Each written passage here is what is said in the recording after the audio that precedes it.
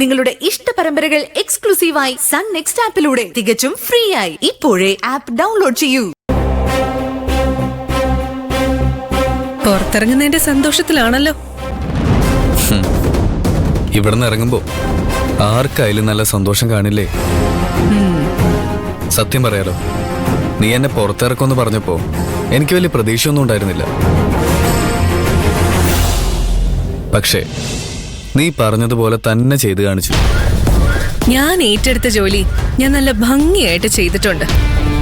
ഇനി നീ നിന്റെ ജോലി തുടങ്ങിക്കോ. നീ ജയിലിൽ നിന്ന് ഇറങ്ങുന്നത് നല്ലൊരു ദിവസാ.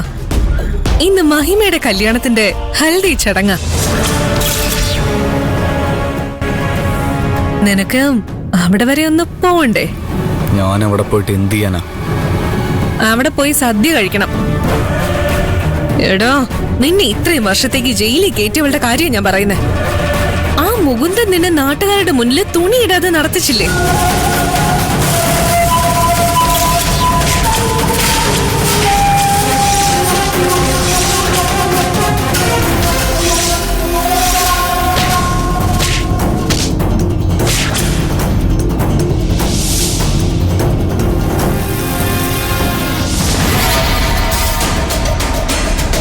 ആ അപമാനം ഇത്ര പെട്ടെന്ന് നിനക്ക് മറക്കാൻ സാധിക്കോ?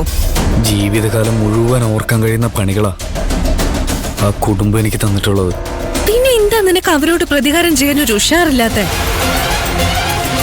മഹിമയുടെ ഹൽദി ചടങ്ങിനിടയില് നീ അവിടെ കയറി ചെന്നൊരു ഷോ കാണിച്ച അവിടെ കൂടിയിരിക്കുന്നവരുടെ മുന്നിൽ വെച്ച് മഹിമ നാണം കെടും. വെറുതെ അവളെ നാണം കെടുത്താൻ വേണ്ടി അവിടം വരെ പോയി ആ ഗിരിയുടെ തല്ലുകൊള്ളാൻ എനിക്ക് ഒരു ഉദ്ദേശമില്ല. നിന്നെ ആരും ഒന്നും ചെയ്യില്ല. നിന്നെ സംരക്ഷിക്കാൻ നിന്റെ കൂടെ ഒരാളെ ഞാൻ അയക്കുന്നുണ്ട്.